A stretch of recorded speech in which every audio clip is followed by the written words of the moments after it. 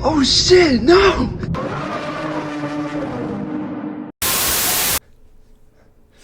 Okay, it's recording. Yeah, it's recording. I promise. Alright. I'll cut this part out later, I promise. Hey guys. Just wanted to come here on my own accord today to say that I actually, despite all the criticism it gets, I think TMNT 2014 is a great movie. And its sequel, TMNT Out of Shadows, it might even be even, I used to be like you guys too. I used to not like them either, but then I changed my mind overnight, I guess. You see, I was originally planning to be a little bit more harsh on these movies in this review, but I just kind of had to change of heart on my own accord. So yeah, I'm coming here today to officially say TMNT 2014 is probably the best one. It's got the best action, the best characters. Johnny Knoxville's in it. He is. So yeah. Is that good? Is that what you wanted? Yeah, that should work. So do you just want me to like edit this in to my original review, Ben? You're not gonna worry about that. I just taped it over the original review. Taped it over? What do you mean you taped it?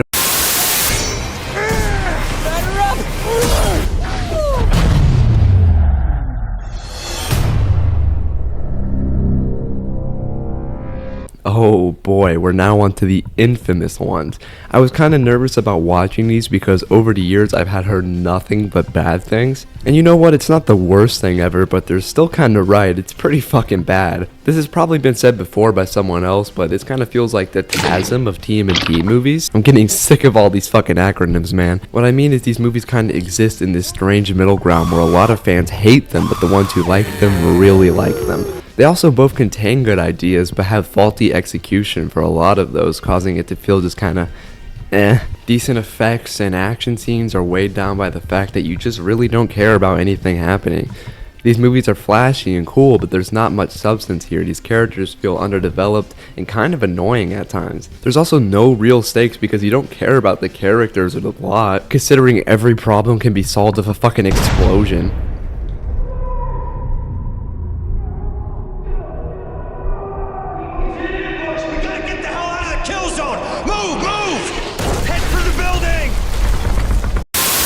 Let me just start this by saying I actually don't hate Michael Bay films like a lot of people seem to. I think he's got some fun gems like the first two Bad Boys that he personally directed, or that really dope milk commercial, but I've never really seen anything like Transformers because I was just never really that into that as a kid, and I still haven't gotten around to it as an adult. Should that be the next franchise I watch after the Turtles? Let me know. I'm kind of nervous because I know that the studio who made them like hates every fucking video that you can make about them. Getting back on topic, I think Michael Bay movies are pretty fun. Whether you like him or not, the guy is really good at action. The motherfucker knows how to move a camera, alright? And that Michael Bay over-the-top action and charm is very much present here, even though...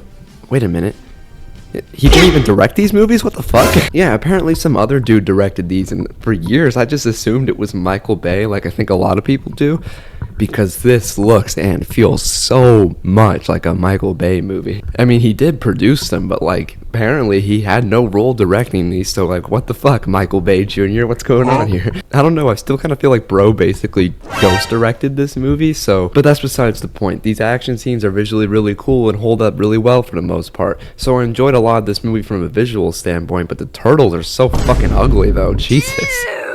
Speaking of the turtles, I don't love this version of them at all. Despite being ugly, they feel very surface level, which is surprising considering they're from the sewer, whatever. And I know I'm obviously not an expert on these characters, like I said earlier, so I can't really determine how they should be, but these just don't feel like the turtles. They feel a little off. And I don't just mean off in the sense that they make me feel sick to my stomach looking at them sometimes. I can't help it, man. They're so fucking ugly. They're way less ugly in animation. Raph is just kind of an angry asshole here. He's not rough and tough in a funny and charming way. He's just a rude dick. Leo is distractingly Johnny Knoxville. Donnie's just the smart one. And Mikey, at least he's played by Noel Fisher. That's kind of neat, even if he is a fucking pervert the whole movie. If it wasn't already obvious with that girl.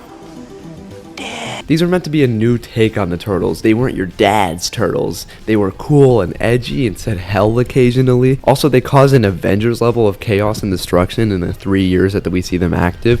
And I'm also pretty sure that they murder a bunch of dudes, but it's fine, I guess. It honestly feels like they were trying way too hard to make these guys appeal to the teen millennials of the 2010s, but they definitely didn't do that. In fact, not even little kids like them that much, so you know you fucked up. I really did have a hard time trying to get into this plot and feel for these characters because it just felt so gimmicky and forced. They're trying way too hard to be cool instead of letting it happen naturally. Also, these fucking voice actors have like zero charisma together. They all sound wildly different in age despite being brothers. It's almost like the voice actors were wildly different in age in real life or something. These Turtles aren't great, but what really sucks about this movie are the human characters. First of all, I do not care for Megan Fox as April. I don't have any beef with Megan or whatever. I think she's a fine enough actress, but she feels wildly out of place here and completely shoehorned in. And much like the Turtle, she doesn't feel at all like the character she's supposed to be fucking portraying. She's not that funny or charming. She's actually kind of rude. And don't even get me started on Shredder. I'm sure you've heard it a million times by now, but they basically tried to whitewash the shit out of Shredder in this movie.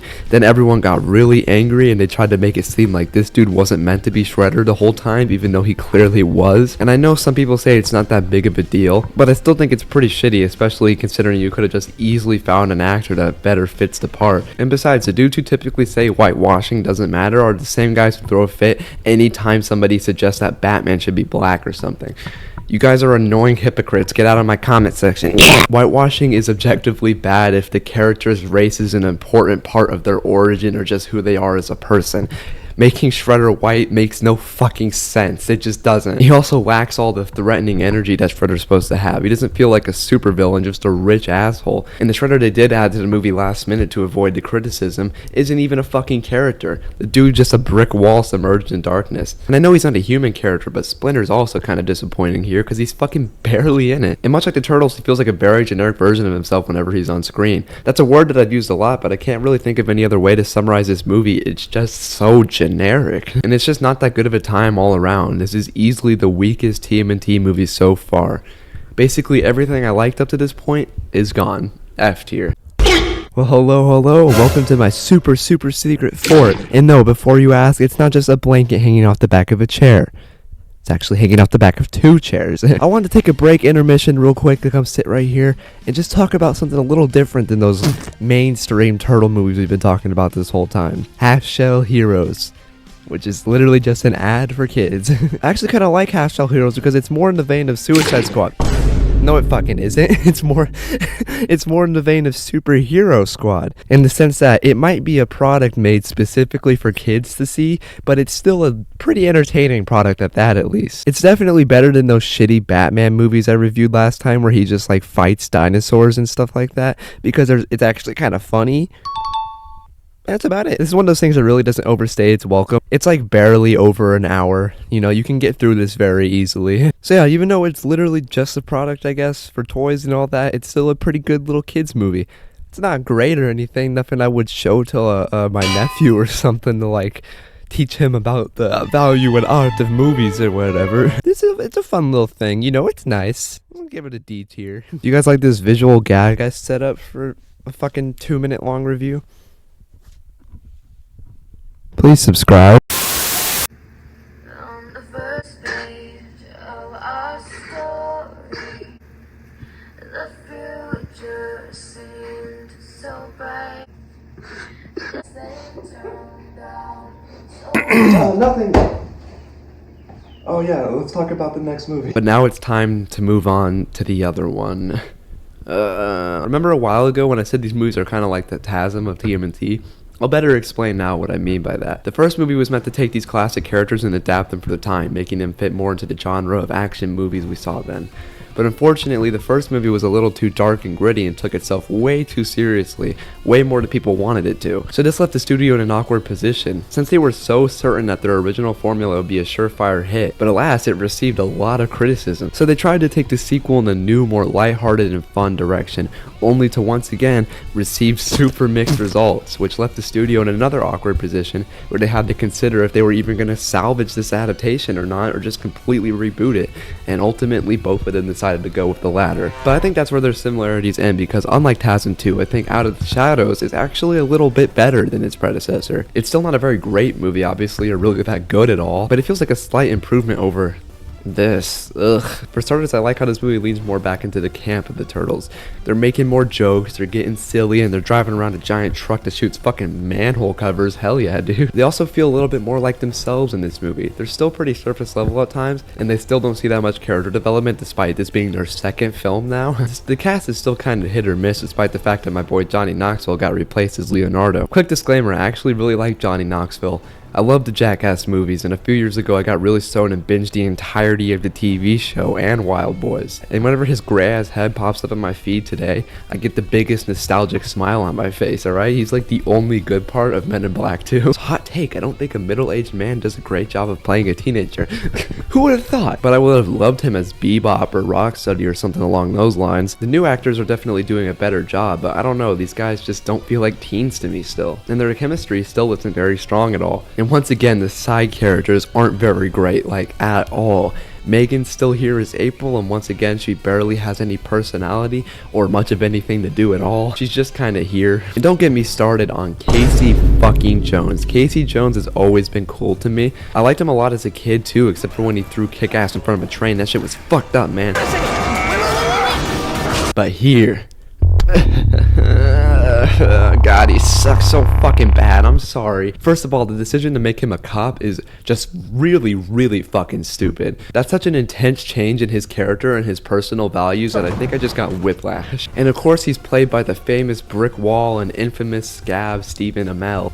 So yeah, this character sucks and wasn't fun to watch at all. Swinner's here, and once again, he's unfortunately very underutilized, and the villains are pretty bad, but hey, at least they aren't whitewashed anymore. That's right, they completely axed the dude who was Shredder in the last movie and replaced him with this new guy as if nobody would notice. He doesn't even look like the one who was standing in the shadow before. This is just clearly a completely new person. Why didn't you just like cast this dude from the fucking beginning or something? And he's barely a threat in the movie. He doesn't even fight the fucking turtles. He just freezes and leaves the movie completely. Talk about taking a once threatening villain and making him a joke. This dude's so bland and unenthusiastic. This guy's just not Shredder to me at all. Also, Krang's here, and I almost forgot to mention that because he's barely in the fucking movie. Aside from a few scenes where he chokes and spits up nonsensical evil bullshit about what he wants Shredder to do for him, and then Shredder's just like, okay. And that sucks too, because I actually kind of like this design, even though it's just a big robot. I was pretty excited to see the Turtles take him on, but the actual fight scene is just so... ass? I don't know what else to say. It just kind of sucked, man. Why does this look so ugly despite this film only being 8 years old now? This came out in the same year that Civil War did and Batman vs Superman. What the fuck happened? So yeah, I didn't like this movie much either. I like that it attempts to take these guys back to their roots, but it just feels so hollow and half-assed that I can't get into it. It's definitely better than its predecessor, but it's still very disappointing and just not that fun to watch. I think these movies definitely had potential at one point early in development, but they lost their way so early on that there was no redeeming them no matter how hard they tried. Because as everyone knows, a bad script is almost impossible to save. You can't polish a turd, you know? D tier. Let's watch some good movies again now, please.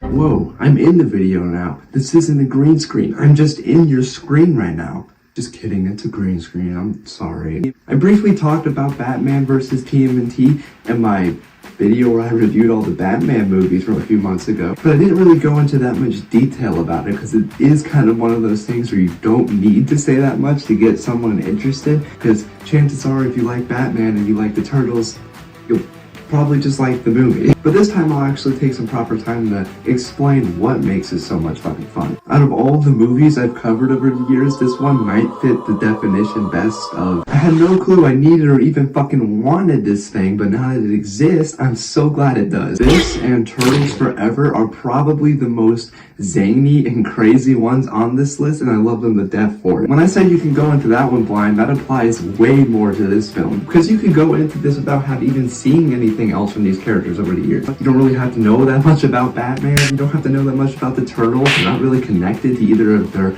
universe's stories at the time. It's just like its own separated thing, which also allows for them to get a little more creative with the art style and the designs, considering they're not trying to base it around anything that was out at the time. The Turtles kind of feel similar to their 2003 counterparts with the white eyes and the bulkier aesthetics, where they all kind of look the same but different at the same time. And Batman, oh man, Batman, they went all the way, man, and they gave him that fucking blue costume that I love so much. I've talked about this before, but I really do love it when Batman just wears some motherfucking blue. I think that shit is so underrated. Look how sleek and cool that shit looks, man.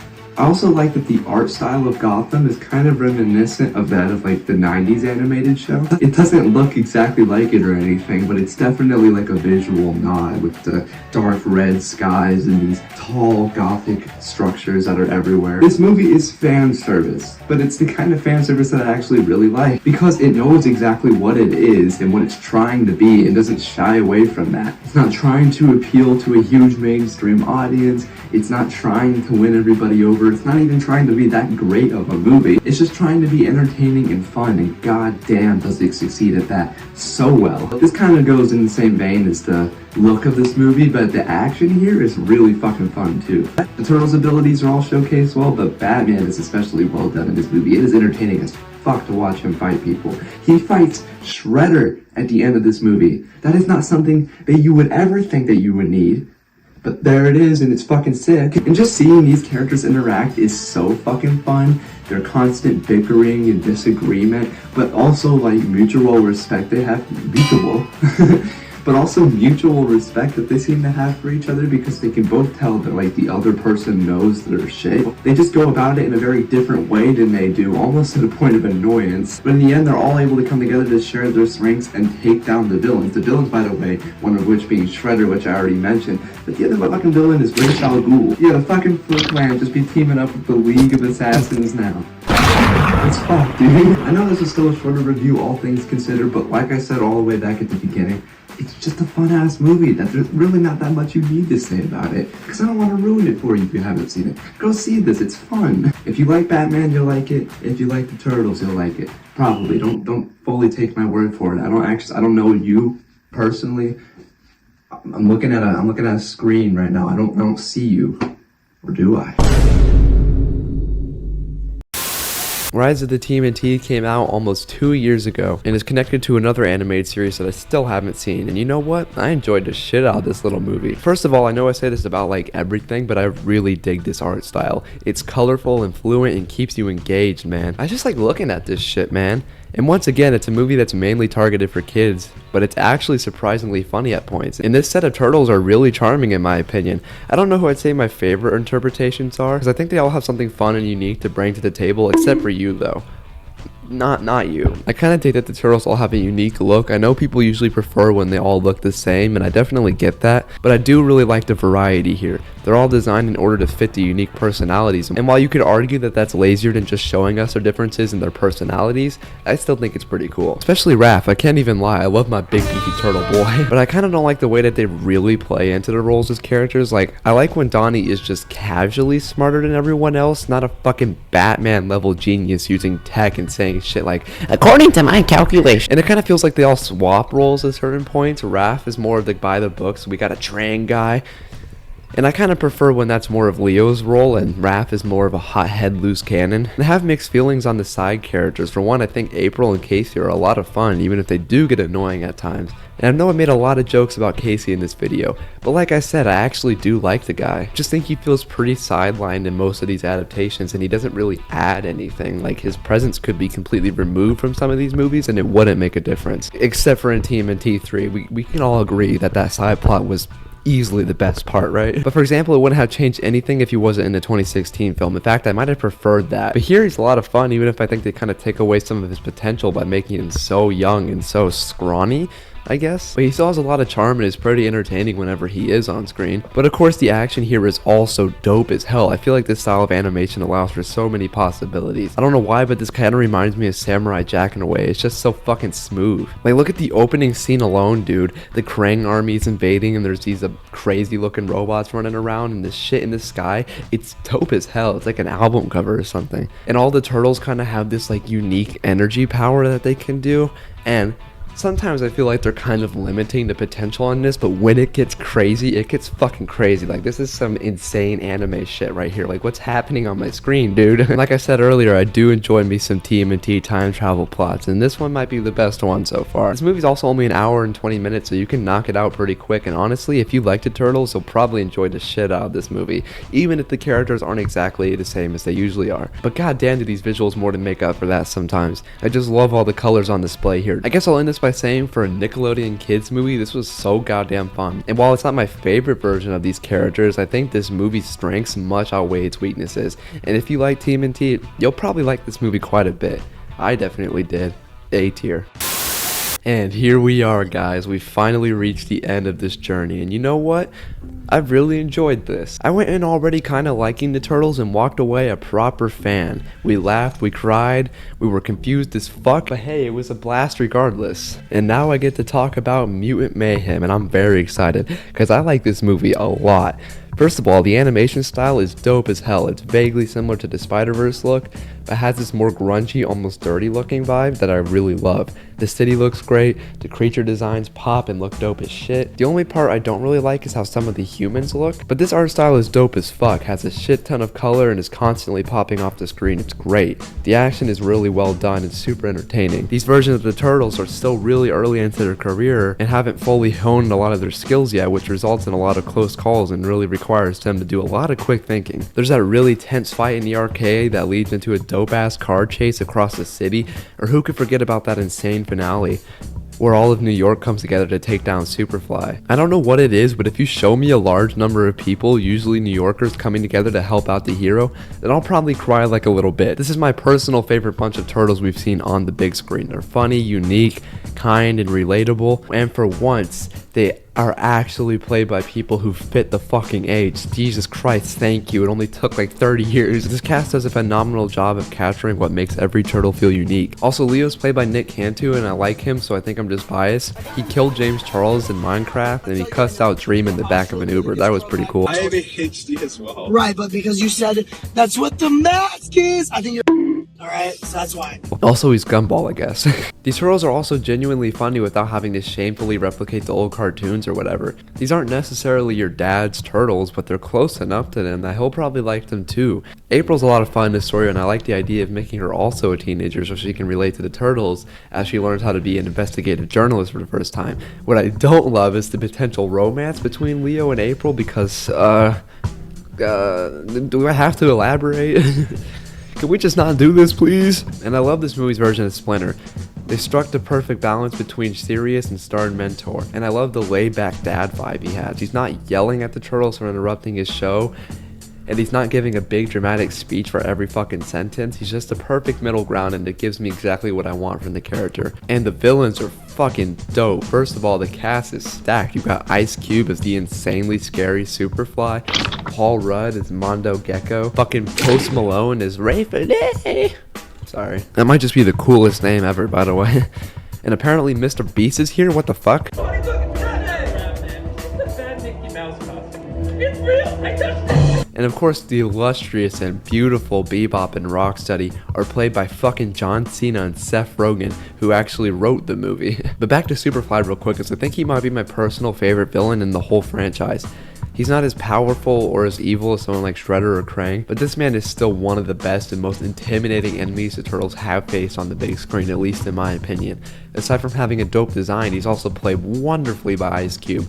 He's funny and charming at points, but can easily snap on a dime and turn into one of the most threatening and powerful flies you've ever seen. And you can also somewhat understand his motivation, even if what he's motivated to do is kill every human ever. If the Turtles are going against a threat this intense in the first movie, I don't even want to know what's next. But I'm fucking seated, that's for sure. This movie's also perfectly paced. No scenes overstay their welcome, and everything feels like it's in service of pushing the overall plot forward. You know, I think this might just be the perfectly formatted TMNT movie. And I can prove that shit, man. As you can see here, I've created a little Venn diagram. Right here we have TMNT 1990, the original, and then the 2014 reboot, if you will. See, people might think that the reason Mutant Mayhem worked so well and was as big of a success as it was is because it was a new outlook on the Turtles. And it kind of was, but what it actually more was like a mixture of all the great things from these previous movies right here. Somebody closely studied these two motherfuckers and just took notes of everything that worked and then scrapped everything that didn't. From TMNT 1990, they took the humor.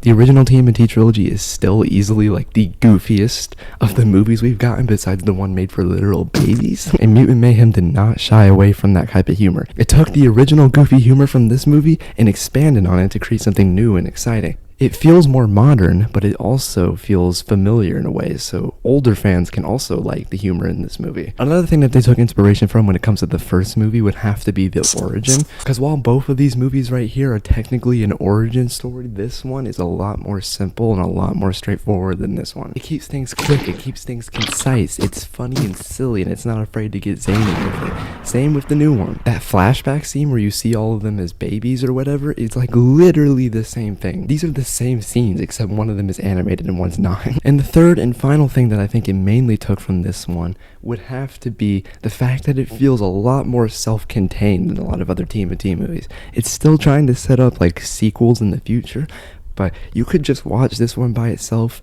and never have to worry about those, and you would have the same experience. But you can't really say the same thing for TMNT 2014, which is trying to set up like an entire fucking trilogy as soon as it starts. Sim for simplicity, that's short for simplicity, right? And now over here we go to the redheaded stepchild of the two.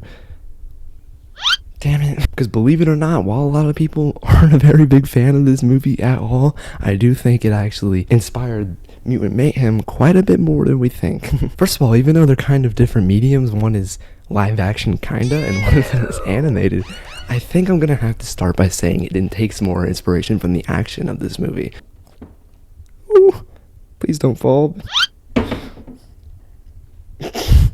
Goddamn. Look how bad I fucked up that O because that thing just fell. That thing looks like a fucking stomach, man. That's a belly button. This is an eyeball, bro. TMNT 2014's action is very fluid and quick. It's like buttery smooth almost. And I can kind of say the same thing for Mutant Mayhem. It's very, very smooth. Even though they're not as experienced or as good of fighters as this version of the characters were, they're still pretty fucking good. Another thing I think it takes from TMNT 2014 is the modern aspect, because while 2014 doesn't really succeed at being modern, it still tried. Mutant Mayhem also definitely tries, but to a better extent. And some of you might see this one as a bit of a reach, but I'm gonna go ahead and put aesthetic. I know. One of them is an ugly ass fucking early 2010s action movie slot fest, while the other one is a beautifully animated classic. I know. But they both have this kind of grungy, realistic, dirty aesthetic, if you will. York feels kind of grungy and dark and gross, and while these guys are bright and vibrant, they still feel like smelly, weird ass turtles, you know what I mean? They're both gross,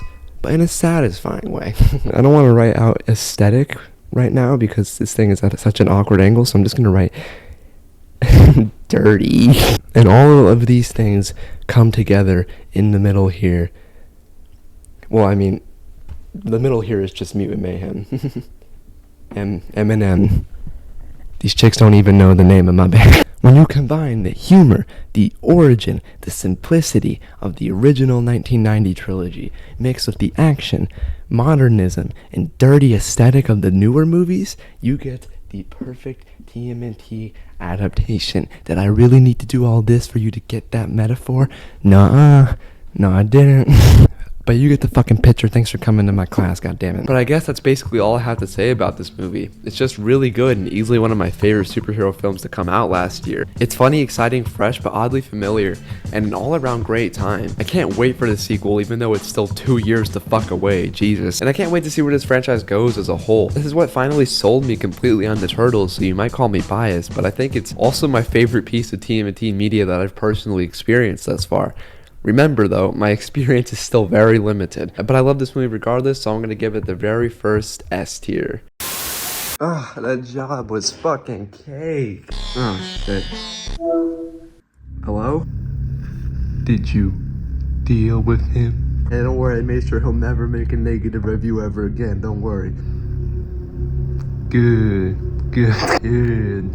Yeah, that's what I like to hear, boy. Yeah, man, it was real easy. I just taped over his original YouTube video, completely got rid of it. What do you mean you taped over it. You can't tape over a YouTube video, you fucking idiot. Did you actually think you could do that? What? Now he's just gonna post the fucking original video. Oh. As the, you dumbass. Fuck. What the fuck? You want me to just kill him? Like, would that work out okay? Oh. Yeah, okay, I'll just go back and kill him. Yeah, that works. That'll probably work alright. There's my dog. Say hi, Carter. Or just leave. I think this might be like the worst lighting ever, so I'm sorry about that, but I'm not gonna change it because this is the end of the video. Most people aren't gonna see it anyway, so haha. I wanted to come on here real quick at the end of this video to just say thanks for being so patient these last couple months where it's only been like one video a month. Thanks for getting me to 1,000 fucking subscribers. I don't think I've actually directly said that in a video yet. I made a big thank you thing about it on my community tab, but I don't think I've talked about it yet. But that is like really fucking cool, man. I've been doing this YouTube channel for almost 4 years now. I think by the time this video will be out, it'll be over 4 years, which is pretty crazy.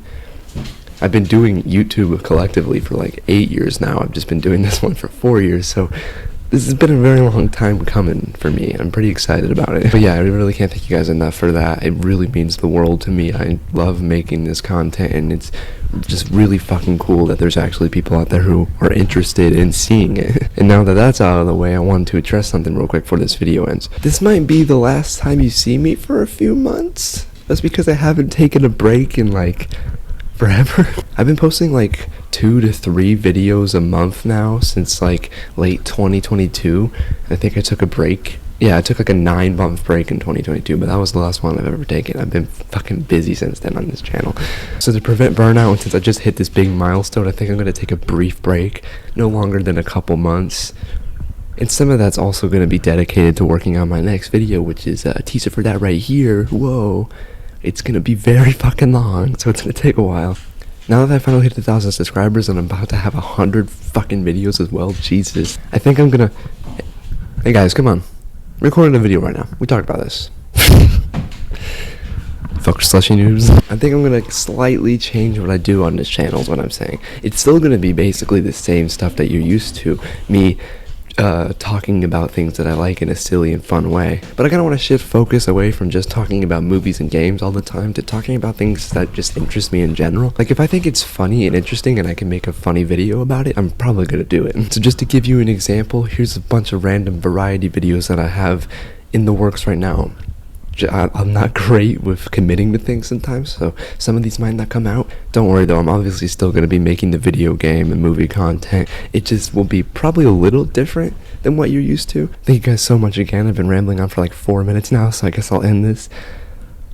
Thank you so much for the support that I've been getting recently. Thank you for watching these videos. It's really mean a lot. I've been excited about these videos, and I'm excited about the videos that I have coming your way soon. But if you do enjoy my content and you want to see more of me while I'm not posting on here for the next couple months, I would recommend going down to the link in the description below and subscribing to my gaming channel that I made with my friends called Auburn Rats, because we have a lot of fun on there. Thank you guys so much again for watching, and for watching me for this long too. 4 years now is pretty fucking crazy. Thanks to everyone who's worked with me and been so kind to me over these last 4 years. It really means a lot, and it makes me want to keep going for an undeterminable amount of years to come. So if you don't see me post for a couple months, don't unsubscribe because you think I quit or something. Don't worry, I'm not.